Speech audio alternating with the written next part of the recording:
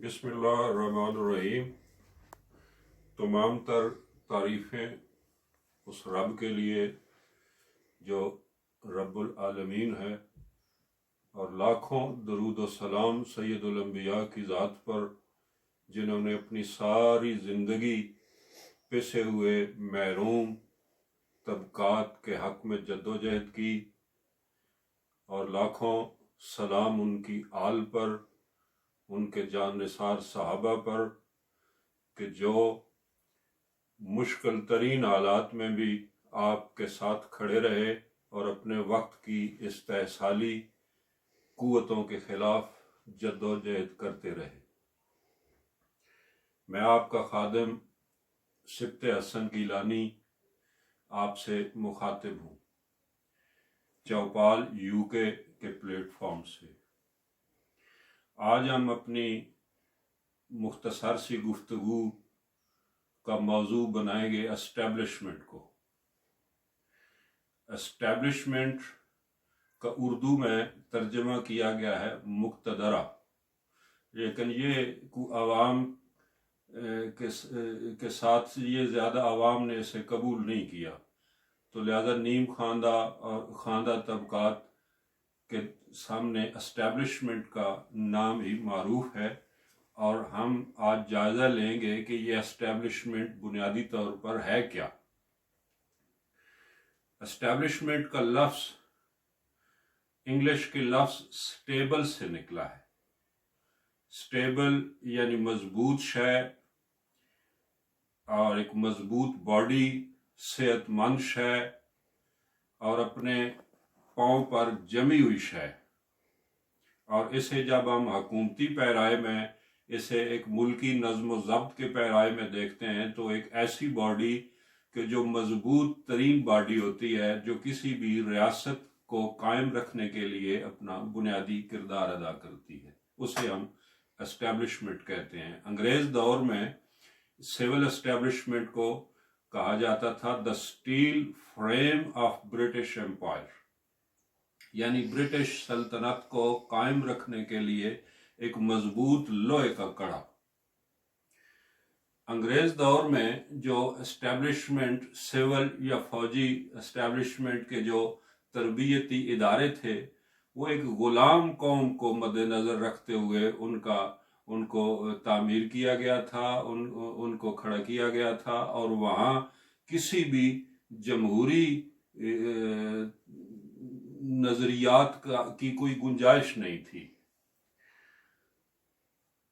आप यूं अंदाजा लगाएं कि जब तकसीम के बाद ये ब्रिटिश लोग, ब्यूरोक्रेट जो इंडिया से बरतानिया आए, और वो अभी उनमें से वो लोग जो अभी जवान थे और कई साल तक वो मजीद अपने फ़राइज़ सर अंजाम दे सकते थे, मगर यहाँ की हुकूमतों ने उन्हें पेंशन देकर घर भेज दिया था कि इनकी तालीम और तरबियत एक गुलाम कौम के लिए की गई थी, ना कि एक आज़ाद जमहूरी कौम के लिए।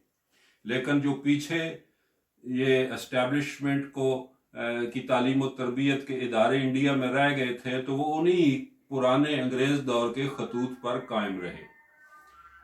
तकसीम के बाद जो एस्टैब्लिशमेंट का हिस्सा हमें मिला, उसकी बड़ी तादाद अलीगढ़ मुस्लिम यूनिवर्सिटी की तरबियत याफ्ता थी।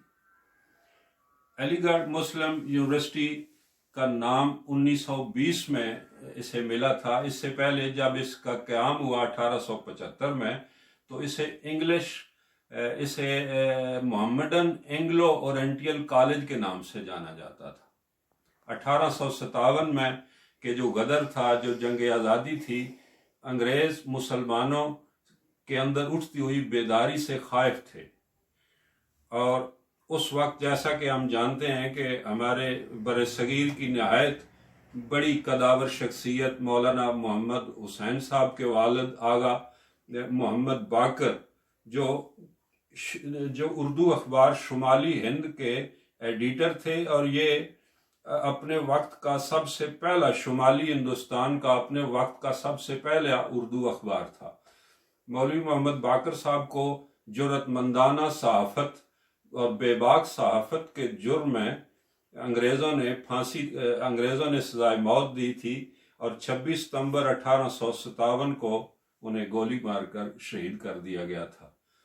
تو مسلمانوں کے اندر انگریز سامراج کے خلاف اٹھتے ہوئے جذبات اور بیداری کے آگے بند باندھنے کے لیے انگریزوں نے سر سید احمد خان کو آگے کیا۔ سر سید احمد خان بنیادی طور پر مسلم اشرافیہ کے نمائندے تھے، اور انہوں نے جب یہ کالج قائم کیا، انگریز کے وہ مراعات یافتہ بھی تھے، انگریز نے انہیں ایک جج کا منصب عطا کر رکھا تھا، اور مقصد یہ تھا کہ مسلمانوں کے اندر انگریزوں کے خلاف اٹھتے ہوئے بڑھتے ہوئے بیدار ہوتے ہوئے جذبات کو آگے باندھا جا سکے۔ چنانچہ یہ جو ادارہ تھا علی گڑھ مسلم یونیورسٹی، یہ کوئی جمہوری بنیادوں پر قائم نہیں تھا، یہ ایک سٹیٹس کو قائم رکھنے کا ادارہ تھا، اور اسی سٹیٹس کے لوگوں کو وہاں تعلیم و تربیت دی جاتی تھی۔ اور سر سید احمد خان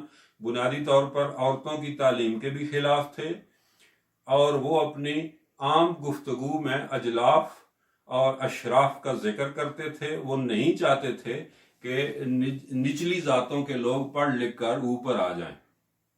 تو اس یونیورسٹی سے، اس ادارے سے نکلا ہوا جو طبقہ تھا جو ہمارے حصے میں آیا، مثلا ہاشم رضا بابائے بیوروکریسی، تو آپ اندازہ لگائیں کہ ان کے خیالات و نظریات کیسے ہوں گے۔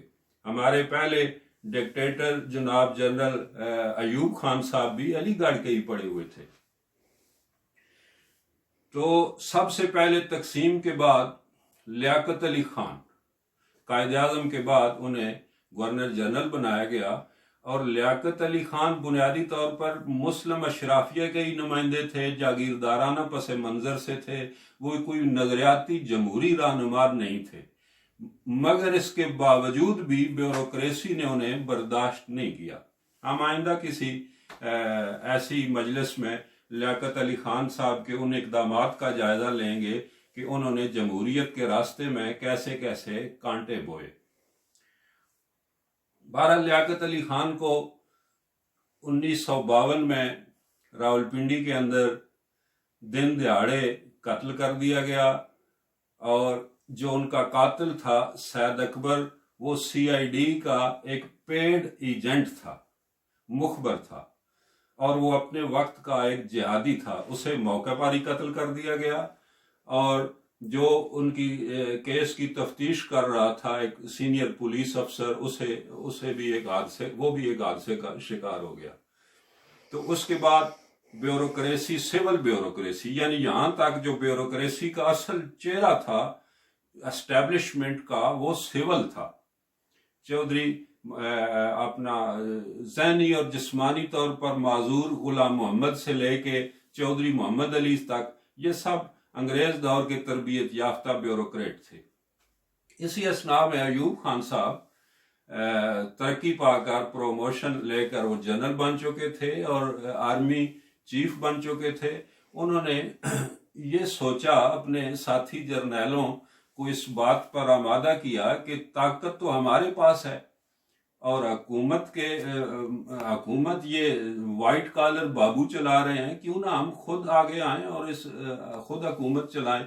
چنانچہ سن 1958 کو پاکستان کے قیام کے 9 سال بعد اس اقتدار پر بزور قبضہ کر لیا گیا، اور ایوب خان صاحب نے دنیا کا ایک انوکھا، جس کی دنیا میں کوئی مثال نہیں ملتی، ایک ایسا انوکھا نظریہ دیا کہ ہم نہ صرف جغرافیائی سرحدوں کے محافظ ہیں، بلکہ ہم اس ملک کی نظریاتی سرحدوں کے بھی محافظ ہیں، نظریاتی سرحدیں بھی ہمارے زیر کمان آتی ہیں۔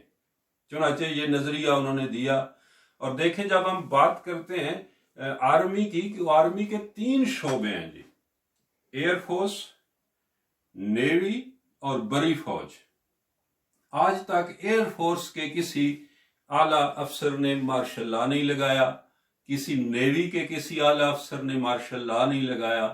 مارشل لا ہمیشہ ایوب خان کی کے وارثوں نے بڑی فوج جسے ہم آرمی کہتے ہیں اس کی اعلیٰ قیادت نے مارشل لا لگائے، اور اس ملک کی جو تاریخ ہے نصف سے زیادہ حکومت کی براہ راست. آپ اس بات کا اندازہ یوں لگائیں کہ 70 سال سے زیادہ اس تاریخ پر نصف وقت ان 4 ڈکٹیٹرز نے براہ راست حکومت کی، اور جو باقی کا نصف وقت ہے اس میں 22 وزیر اعظم، 22 لیاقت علی خان سے لے کے نواز شریف تک 22 وزرائے اعظم آئے، اور کسی ایک نے بھی اپنی آئینی مدت پوری نہیں کی.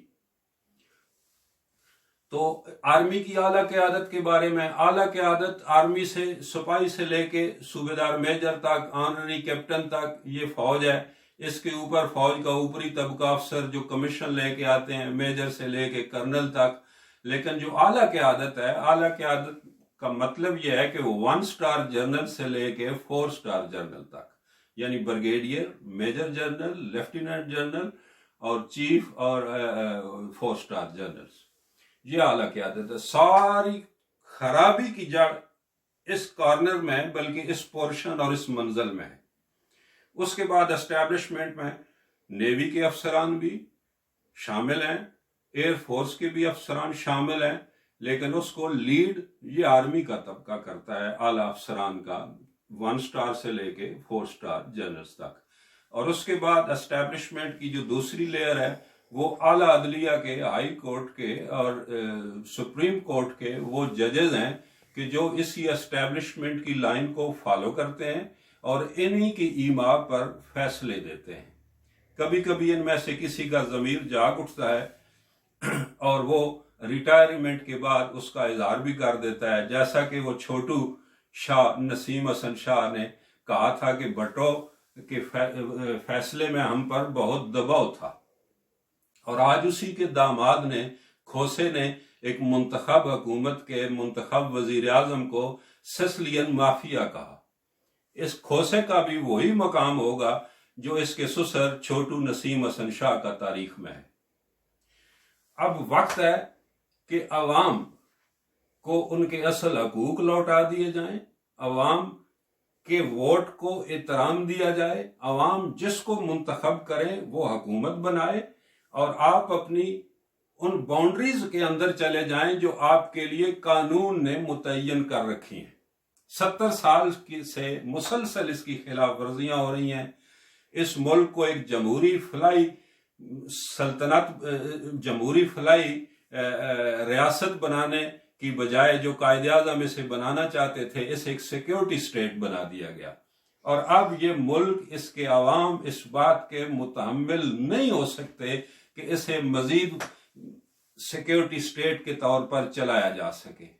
آج اس کے عوام ظلم و ستم میں پس رہے ہیں. پنجاب جیسا خطہ جہاں گزشتہ 5000 سال سے خوراک پیدا کر رہا ہے، وہاں لوگ آٹے کے لیے ترس رہے ہیں، وہاں 2 وقت کے کھانے کے لیے ترس رہے ہیں. یہ کس قسم کی ریاست ہے کہ ایک طرف ڈی ایچ اے میں 22 کروڑ سے لے کے 40 کروڑ تک گھر بن رہے ہیں، اور دوسری طرف اسی خطے کے زمین زادے ٹوبوں سے جانوروں کے ساتھ ان کا جھوٹا پانی پی رہے ہیں. لوگوں کو زندگی کی سانس بحال رکھنا مشکل ہو رہا ہے، اور انہیں اس بات کا اب خیال کرنا ہوگا.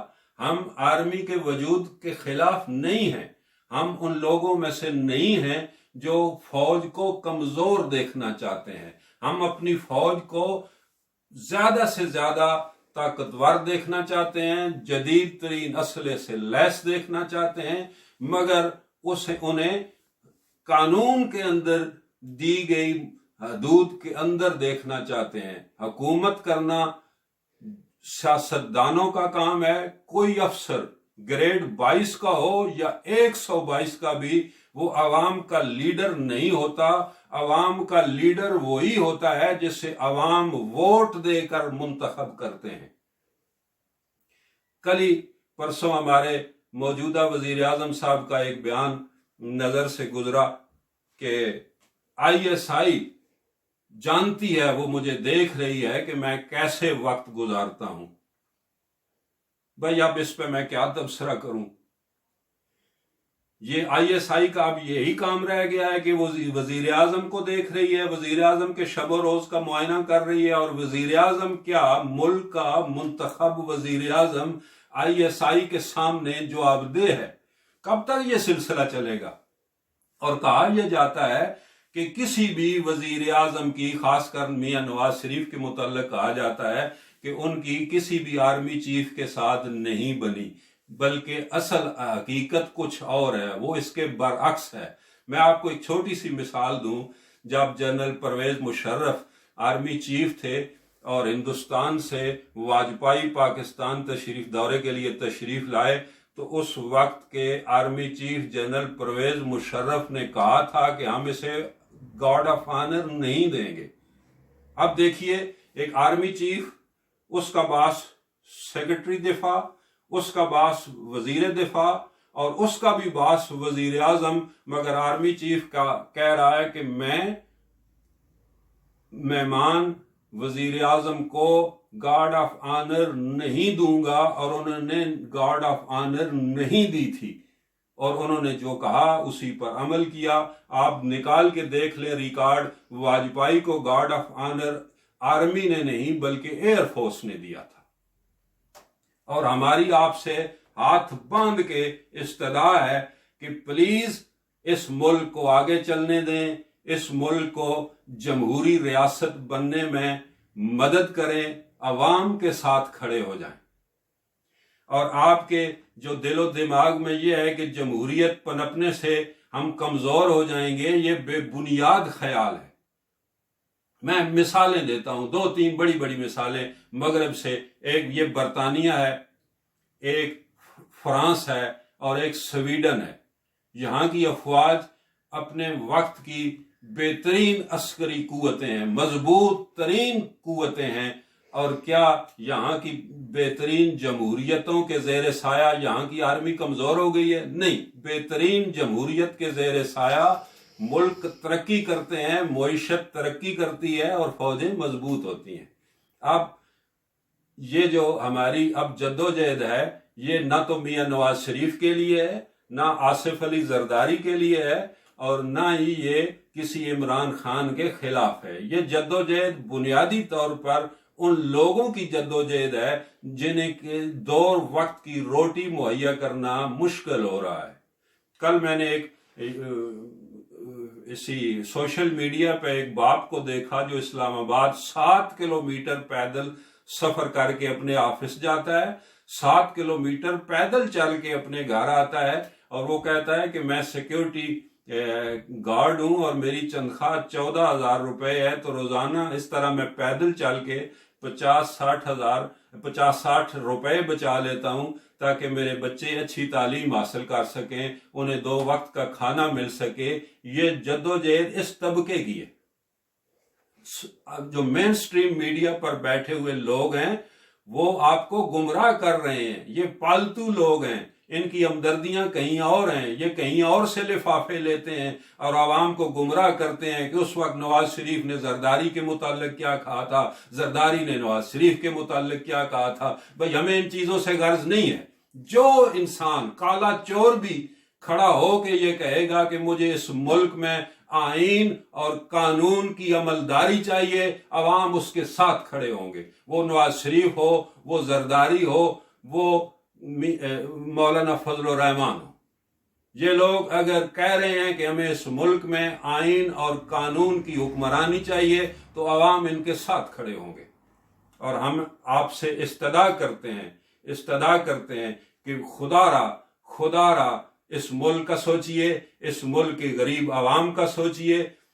कल परसों से मैं 2 दिन से मेरा खाना यकीन कीजिए मेरे मुंह में नवाला फूल जाता है। अपने बलोचिस्तान की एक बहन को देखा, वो एक कतबा लेके इस तरह खड़ी थी, चुपचाप खड़ी थी, मुंह से कुछ नहीं बोल रही थी। वो उस पे 2 लफ्ज लिखे हुए थे, वो लफ्ज नहीं थे, वो तीर थे जो एक साहिबे औलाद के दिल में गड़ जाते हैं। वो खड़ी होके उसके कतबे पे लिखा था कि खुदारा मुझे बता दो کہ میں اس شور کی اب بیوی ہوں یا بیوہ ہوں، اس کی بیوی ہوں یا بیوہ ہوں۔ خدا را ہم پہ رحم کیجئے، ہم بلوچوں کے ساتھ اپنے بہن بھائیوں کے ساتھ زندگی گزارنا چاہتے ہیں، ہم پختون بہن بھائیوں کے ساتھ زندگی گزارنا چاہتے ہیں، ہم سندھیوں کے ساتھ زندگی گزارنا چاہتے ہیں، ہم پنجابی، سندھی، پختون، بلوچ اس ملک کے ستون بننا چاہتے ہیں، اس ملک کی ترقی میں اپنا بنیادی کردار ادا کرنا چاہتے ہیں۔ اب ہمارے لیے جینا بہت مشکل بنا دیا گیا ہے۔ خدا کے لیے اس ملک کے عوام پر رحم کیجیے، ہمارے حال پر رحم کیجیے۔ خدا حافظ۔